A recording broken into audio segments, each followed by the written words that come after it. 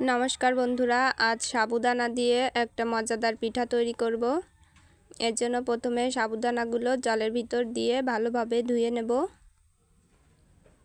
এই যে সাবুদানাগুলো ধুয়ে নিচ্ছি। ধুয়ে জলটা ফেলিয়ে দিয়েছি। এখন সাবুদানাগুলো দুধ দিয়ে ভিজিয়ে রাখবো। গরুর দুধটা আমি আগে থেকে জাল করে ঠান্ডা করে রেখেছিলাম। সেটা দিয়ে এখন সাবুদানাগুলো 30 মিনিটের জন্য ভিজিয়ে রাখবো। খুব বেশি সময় ধরে ভিজিয়ে রাখার দরকার নেই, তাহলে কিন্তু সাবুদানাগুলো একদম গলে যাবে। 30 মিনিটের মতো ভিজিয়ে রাখলেই কিন্তু হবে। এই যে 30 মিনিট পর দেখুন সাবুদানাগুলো দুধটা সব টেনে নিয়েছে। এখন এর ভিতর কিছু উপকরণ দিয়ে দেব। এই দেখুন সাবুদানাগুলো কিন্তু একদম গলে যায়নি। এই যে এখানে আমি নারকেল কুড়িয়ে নিয়েছি, এখন সেটা দিয়ে দিচ্ছি সাবুদানার উপর থেকে।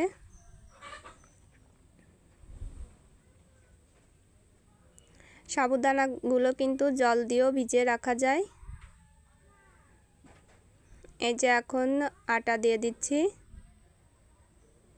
এখানে আটার পরিবর্তে ময়দাও ব্যবহার করা যায়, কিন্তু আমি এখানে আটা দিয়ে দিলাম। আর অল্প পরিমাণে চালের গুঁড়ো দেব। আর এই যে এখন পরিমাণ মতো চিনি দিচ্ছি। দিয়ে সবগুলো উপকরণ ভালোভাবে মিশিয়ে নেব। এখন পরিমাণ মতো লবণ দিলাম। যে কোনো উপকরণে লবণ দিলে কিন্তু টেস্টটা বেড়ে যায়। এই যে সবগুলো উপকরণ ভালোভাবে মিশিয়ে নিলাম। এই পিঠাটায় কিন্তু নারকেল অবশ্যই দিতে হবে, না হলে কিন্তু পিঠার স্বাদটা পাওয়া যাবে না।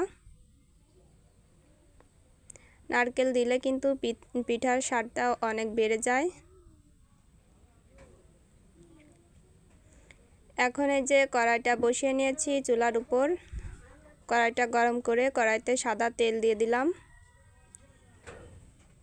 দিয়ে এখন সাবুত যে ব্যাটারটা করে রেখেছিলাম সেটা এখন উপর থেকে দিয়ে দেব। এই দেখুন সাবুর ব্যাটারটা কিন্তু খুব বেশি পাতলাও হয়নি, আবার খুব বেশি ঘনও হয়নি।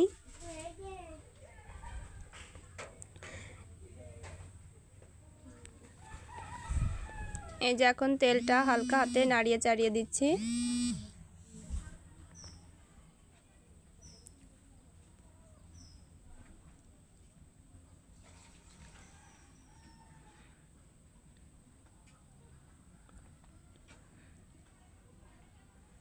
এই যে এখন সাবুর ব্যাটারটা তেলের উপর দিয়ে দিচ্ছি এরকম ভাবে। আপনারা চাইলে একদম গোল করেও দিতে পারেন, কিন্তু যেহেতু ব্যাটারটা এরকম সব কিছু মেশানোর পর হালকা পাতলা হবে, এজন্য গোল করে দেওয়া যাবে না, এরকম করে দিতে হবে। আর গোল করে দিতে গেলে কিন্তু সেক্ষেত্রে ব্যাটারটা আরও শক্ত করে দিতে হবে, সেক্ষেত্রে আরও আটা কিংবা ময়দা দিতে হবে।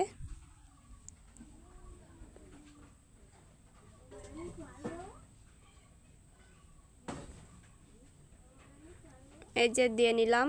এখন তেলটা নাড়িয়ে চাড়িয়ে দেব এরকম ভাবে কড়াইটা ধরে।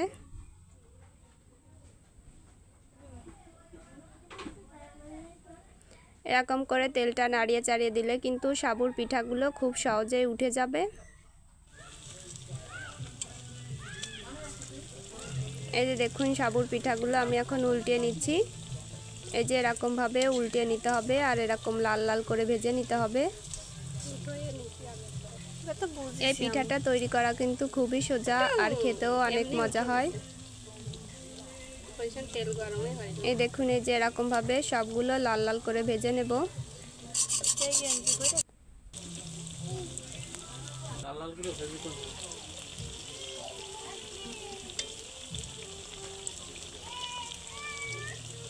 এই দেখুন বাকিগুলো ভেজে নিচ্ছি একইভাবে।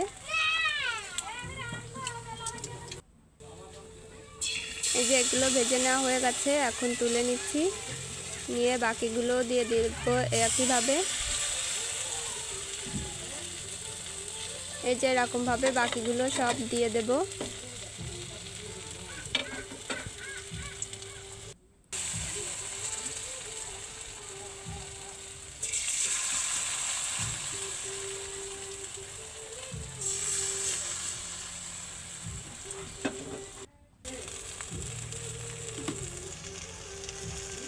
এ দেখুন এই যে বাকি পিঠাগুলো উল্টে নিচ্ছি। এরকম এক সাইডে হয়ে গেলে কিন্তু এমনি উল্টে যাবে। এই যে এগুলো লাল লাল করে ভেজে নেওয়া হয়ে গেছে।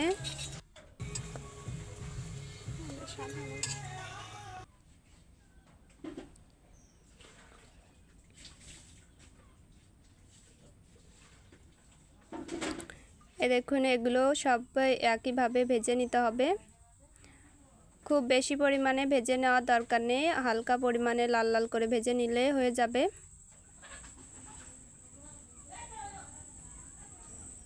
দেখেই বুঝতে পারছেন কতটা সহজভাবে এই পিঠাটা তৈরি করা যায়।